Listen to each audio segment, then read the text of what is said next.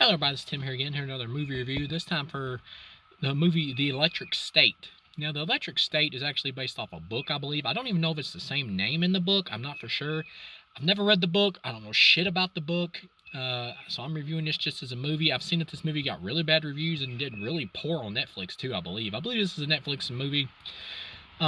So I'm just putting that out there because I'm not a fan of the book because I don't know the book. I've never read the book. I have no knowledge of the book whatsoever. So I'm judging this strictly on a film basis. And I'll go ahead and say that overall, I liked this film. Didn't love it. Didn't like it. I like it as a time waster. To me, this is a 2.5 out of 4 movie. This is a decent time killer movie. It's perfectly harmless. This is a decent blockbuster time killer movie. It's not good. It's not awful either, like I expected from the critic scores. But it's just not remarkable either. It's a time killer, a decent time killer movie that's perfectly harmless. Chris Pratt plays Chris Pratt like he does in everything now. You either go with it or you don't. I like Chris Pratt, so I'm fine with that. The rest of the cast, Millie Bobby Brown does good. She's fine in her role, even though her character's not super interesting, but she's good. She's fine. The rest of the acting got, I believe Giancarlo Esposito plays like this villain or whatever, who's like this dude who's like kind of militant on like destroying robots or whatever. And before I get too ahead of myself, the plot of the movie is about like a robot uprising pretty much, or at least that's the setup for the movie. Like all the animatronics in the world like kind of come to life or whatever. And they say all the, like the robots, but really it's just kind of like the animatronics come to life, and they like they're sentient and they want their own freedom. You know, they don't want to be like human slaves or whatever, which we've seen this kind of idea before. And they pretty much get their ass kicked by the humans, and they decide to like sign a peace treaty. And the robots are led by none other than Mr. Peanut, which did kind of make me laugh. Which was kind of silly seeing a fighting peanut, but it did take me out of the movie sometimes in terms of camp. But by the end of the movie, I did kind of warm up to the character. But yeah, so the robots get like banished out into this desert or whatever, and that's basically part of the peace treaty. They just get to live out in the desert in their own little mini robot society. And then you got Millie Bobby Brown, whose family gets killed in a token car accident, including her brother apparently. But then one day her brother like shows up and his consciousness is inside this little robot, and she realizes that, and they go on this journey to find out what the hell is happening.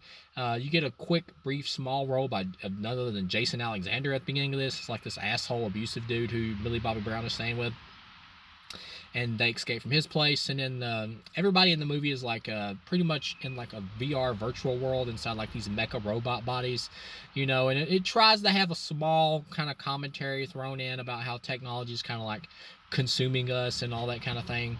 It tries to kind of have it in there, but at the same time, it did feel kind of like half, just kind of barely touched upon. And then they tried to kind of bring it full force towards the end, which I get, but at the same time, it doesn't quite stick.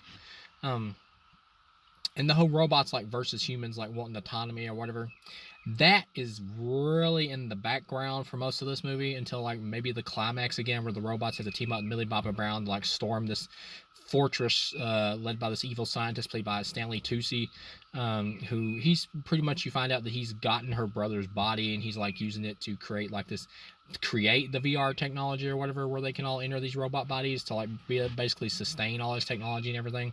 And then by the end, of course, you know where it's going. She's gonna have to let go of her brother and unplug the machine. But then also at the end, right before the movie goes off, we see like the robot raise up. So we get the idea that her brother's consciousness did like transfer completely into the robot before he died or whatever at the main end of the movie.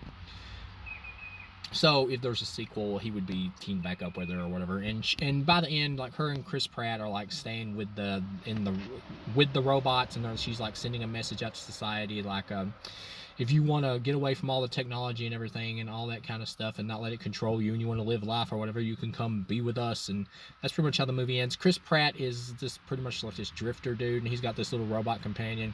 And him and the robot companion I did think were pretty fun. They had sweet chemistry. They had good chemistry. I will say this movie probably would have been emotionally stronger if Chris Pratt's character wasn't in the movie.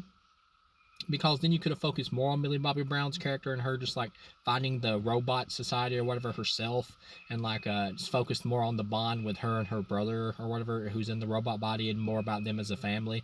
You even could have like started the film out that way with them as humans, which they kind of do, but it's really a brief glimpse. You never see the parents as far as I remember.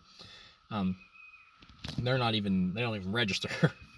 But yeah, so Chris Pratt's like this dude or whatever who's kind of like this truck driver who like takes like items or whatever because it's in the like an alternate future or whatever, or alternate reality where like Bill Clinton was president or whatever at this time, and there was a robot uprising or whatever.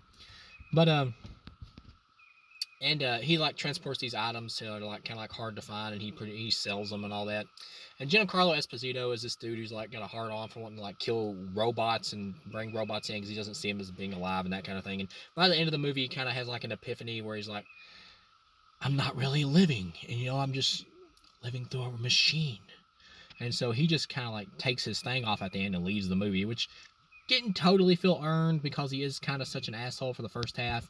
And you get like this other scene with him where this scientist dude who's like played by the dude that was in Love Hurts, he was also in, I believe, Crazy Rich Asians. He was the guy who was in like season 2 of Loki, and he was in the Temple of Doom with Indiana Jones. He's a little Asian kid. He's always like Dr. Jones. I forget the actor's name, but he's fine here. He's barely in the movie, but I also think he does the voice of this robot who ends up who he has as like a companion for himself, who is like this little computer type thing, and who eventually teams up with Millie Bobby Brown as well.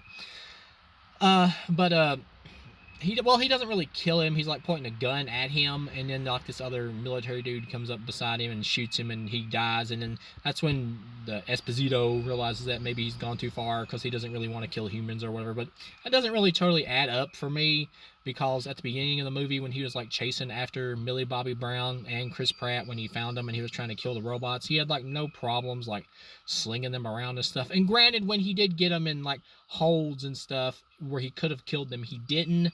But at the same time, he did kind of toss them around and stuff in certain ways to where, and he even blasted at them when they were trying to get away with the robots, that he very well could have killed them. So he's not holding back very much. So yeah, I'm not sure if that's really earned either. I don't really think it is. But when you get to the end, you get the climax where they're like storming the fortress or the facility or whatever, trying to take out Stanley Tucci, and all the military guys are there in like their mech suits or whatever. Like they're connected to him mentally, kind of like you would see in that movie Surrogates with Bruce Willis. But yeah, it's kind of a fun action scene at the end, and Chris Pratt's little robot friend, he thinks is dead, but then it's revealed that he's even a smaller robot that's actually inside this medium-sized robot, which was kind of cute, but at the same time they've been together for years, so it's kind of weird Chris Pratt wouldn't know this already. And then Stanley Tucci at the end, when it's revealed what he's been doing with his illegal experiments, he ends up getting arrested, and all the technology like the VR type systems or whatever, they're not so much VR, but there's kind of VR because you go in like this virtual world, but it also connects your brain to these mech suits, or mech type suits, robot type droids, I guess is probably the better word.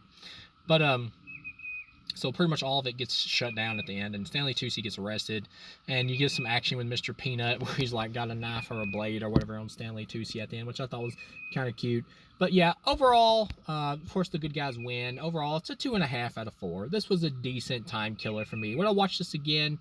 Probably not. If I had to rate it in terms of like a theater to a rental to a matinee or whatever, I'd say rental. It's not awful. It's just not good either, but it's not bad. So overall, thanks for watching, and I'll see you again.